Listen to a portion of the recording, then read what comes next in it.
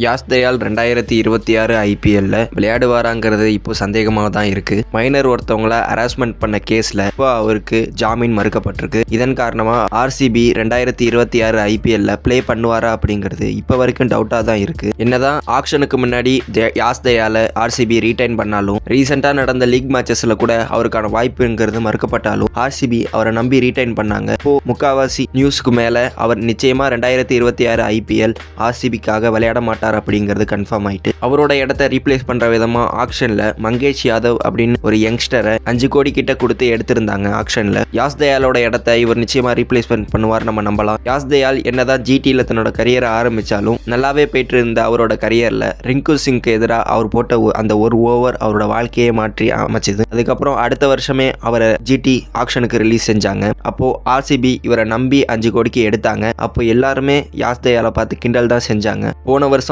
ஆர்சிபிக்கு cup அடிக்கிறதுக்கு ஒரு காரணமாகவும் அதுக்கு முந்தின வருஷம் ஆர்சிபி செமிஃபைனல்ஸ்க்கு போறதுக்கு முக்கியமான காரணமாகவும் இருந்த யாஸ் தயால் மறக்க முடியாத ஒரு பாண்டிங்கை ஆர்சிபி ஃபேன்ஸ்க்கு கொடுத்துட்டு தான் போயிருக்காரு. என்னதான் பர்சனல் விஷயத்துல என்னதான் ஒரு பிளேயர் நல்லாவே பெர்ஃபார்ம் பண்ணாலும் அவருக்கு மேட்ச்ல மட்டும் டிசிப்ளின் மெயின்டைன் பண்றது கிரிக்கெட்டோட நாலேஜ் இல்ல. உங்ககிட்ட டேலண்ட் இருந்தாலும் டிசிப்ளின் மஸ்டா இருக்கணும் அப்படிங்கிறதுக்கு ஒரு நல்ல எக்ஸாம்பிளா யாஸ் தயால் இருப்பார் நம்ம நம்பலாம். இனிமே யாஸ் தயாலை பார்த்து இந்த தப்பை யாருமே பண்ணக்கூடாது அப்படிங்கிறது தான் என்னுடைய கருத்தா இருக்கு. மறக்காம உங்க தாட்ஸை கமெண்ட் பண்ணுங்க.